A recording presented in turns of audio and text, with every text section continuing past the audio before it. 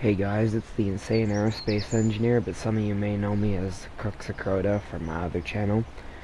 This is the first video in my tutorial series where I teach new console players how to play Kerbal Space Program. I am actually running a game on my PS4 right now, so you'll get a feel of exactly how you're supposed to be playing this game. The controls are a little bit complicated, and even I don't know how to do some things on console because I am of course used to the keyboard and mouse of the PC, but not today. So first thing I'm gonna do is I'm gonna get into shipbuilding today.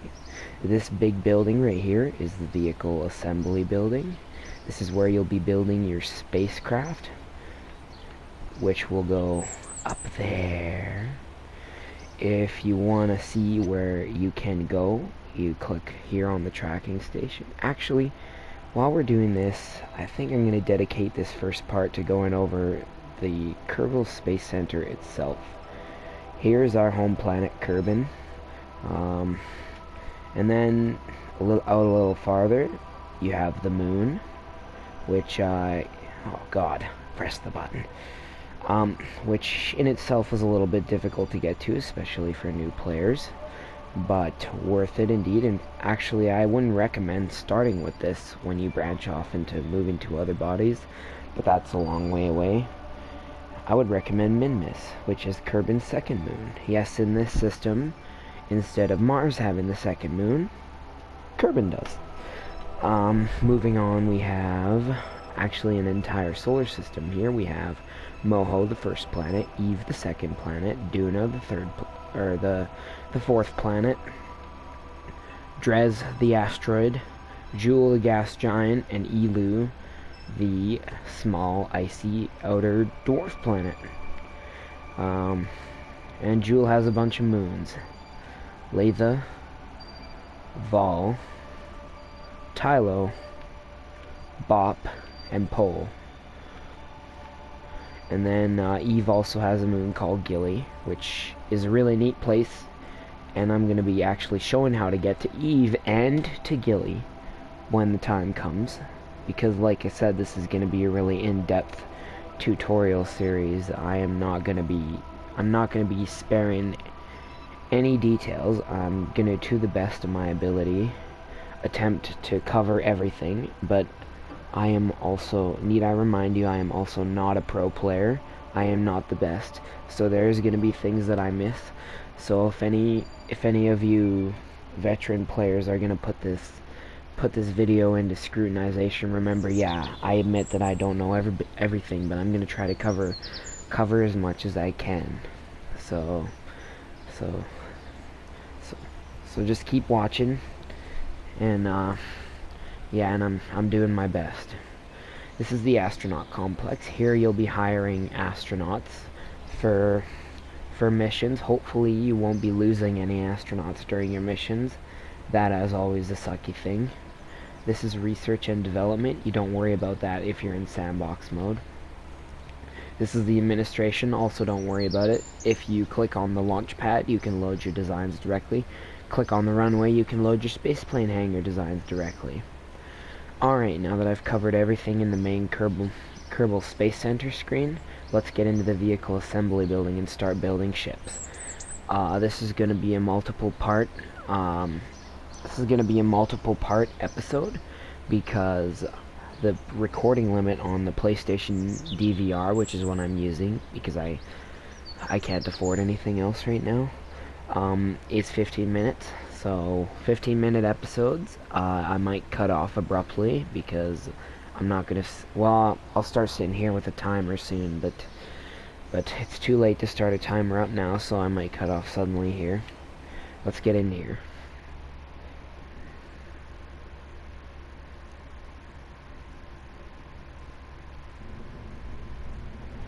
Alright, so we have a selection of command pods. Command pod is basically the base for every ship you make. You have an option to have manned command pods, things like the Mark 1 command pod. You can see right to the left of the image, there is the mass, which is important because the heavier your rocket, the more the more fuel you'll need to get your payload into orbit, and 90% of a rocket is fuel, you know. So, you know, for even the smallest things, you'll find yourself strapping a whole bunch of rockets to it, and a whole bunch of fuel tanks just to get it up there. And 90% of the journey is also getting it into orbit. Nothing requires more fuel. So you have your man pods. You can see how much crew capacity it has. You know, the max temperature it can withstand before overheating and exploding. Its crash tolerance on this Mark 1 command pod is 14 meters per second. You also have a selection of plane cockpits here. Those will be used more for the space plane hangar, of course.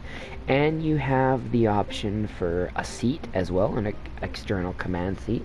You can place your Kerbals in those manually. You can't use it as a base for your ship like the rest of them.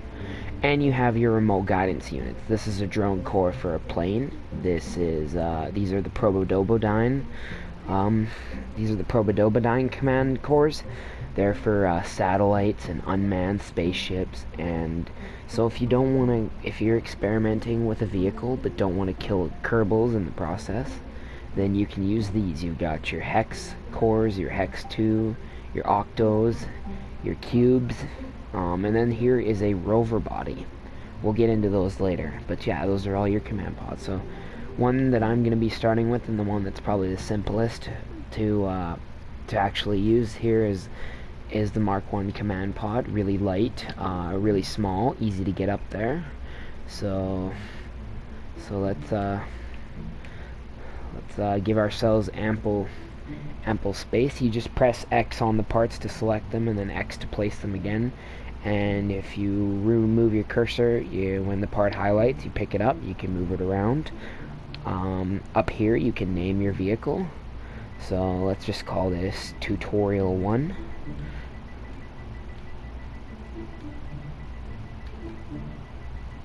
And of course this is just all normal PlayStation stuff. You can give it a description, but I'm going to choose not to right now. So the first thing I think we're going to install here is a parachute. So to attach parts together, you just pick the part that you want. So give me a sec to find the parachutes here. Here we go. So I want a Mark 16, nope, never mind, that's the extra large. I want the Mark 16 parachute.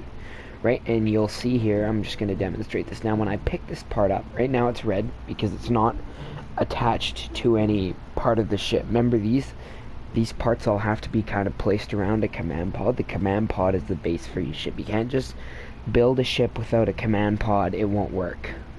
So if I see here on the bottom, on the top of the command pod here, there's these spheres, and these green spheres, they kind of mark where you can actually place parts. Some parts are radial attachable, which means you can pretty much attach them anywhere. So if a part specifies that it's radial, then you can pretty much attach it wherever you want to attach it. But because the Mark 16 parachute is not radial, I have to attach it to one of these attachment points.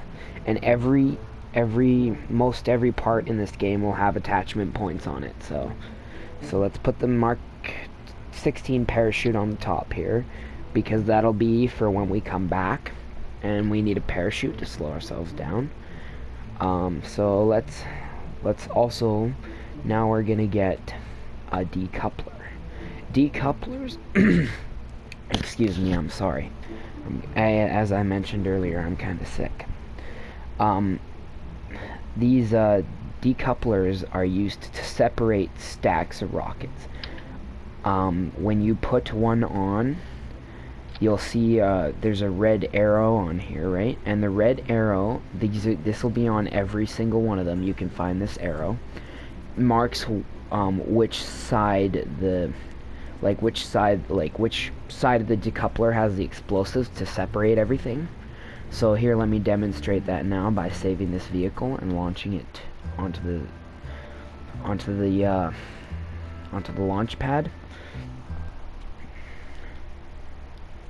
So I'm not going to go over staging right now, but I'll show you what it does. So if we press X here, which is the staging button, you can see the decoupler separates that piece from the rest of the rocket. And that's basically just used to separate your different stages, because you're going to need multi-stage rockets to get to orbit. There is a type of vehicle called a single stage to orbit vehicle, which you can also make, but that involves a spaceplane hangar, and it's complicated as fuck, and I'll go over it in a more advanced tutorial. Next thing we're going to look at after decouplers here is we're going to look at fuel tanks. When you are looking for rocket fuel, you need to make sure that in the information panel here, where it shows your mass, your crash tolerance, and your max temperature, it says below that, it tells you that it has liquid fuel and oxidizer. If it has just liquid fuel, you won't be able to burn. You won't be able to burn with any of your, you won't be able to turn any of your rockets on because it has no fuel to burn, because rockets of course need an oxidizer to burn. However, a special case, actually not going to worry about talking about the nuclear engine right now, because the nuclear engine I'll go over during perhaps a video about traveling between planets. So anyway, let's just strap one of the simplest and smallest fuel tanks to this, a third stage fuel tank, the FLT 400 fuel tank. It's third down, it's a third column down to the far right, and then let's go ahead and place an engine on that. And this will be our third stage. This will be the stage for the final burn that gets us to orbit. Let's grab a third stage engine. You have different types of engines here. You have your main engines, your first stage engines, big massive engines designed to push your rocket up there and give you that initial boost. Then you've got your mid-stage rockets, and to kind of how do I explain it? You need your first stage to get you off the ground and up a decent amount into the air. Then you need your mid-stage engine to kind of burn your way up onto a suborbital trajectory.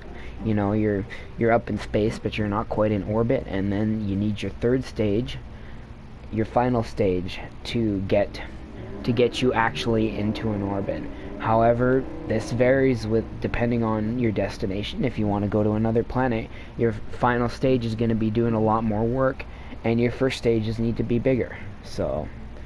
And your first stages may also come with you to space. Your mid stage may end up pushing you to another planet, while your final stage pulls you into orbit around that planet. But I'll explain all that in a later video. I think I'm getting close to my 15-minute limit. I don't know, but before that happens, I've got this LV909 Terrier liquid fuel engine. This is most commonly used on landers, on atmosphere, like bodies with no atmosphere, to slow the ship down and land on the surface. But this can also be used as a final stage burn to orbit engine for when you're first learning how to get into orbit. So now we place another decoupler because we want this stage to be separated from our mid stage, and then we're gonna go ahead and place the FLT 400 fuel tank's bigger cousin, the FLT 800, right here, and this is gonna be our mid stage. So so everything I'm doing right now is simply been with the X button and the joysticks, but if you press R1 and X at the same time, you can actually duplicate parts. You can attach more, and you can see these fuel tanks, they all have attachment points on the bottom, so you're pretty much just attaching them on top of each other like that. Then we'll grab a mid-stage engine here. The LVT-45 is one that I recommend when you're first starting out. So we're going to attach one of those on the bottom. It's got thrust vectoring, really easy to control your vehicle with it, especially during the mid-stage when you're getting up to higher velocities and the atmosphere is starting to yank on you more. Now, this is where it gets a little bit tricky. These here are radial decouplers.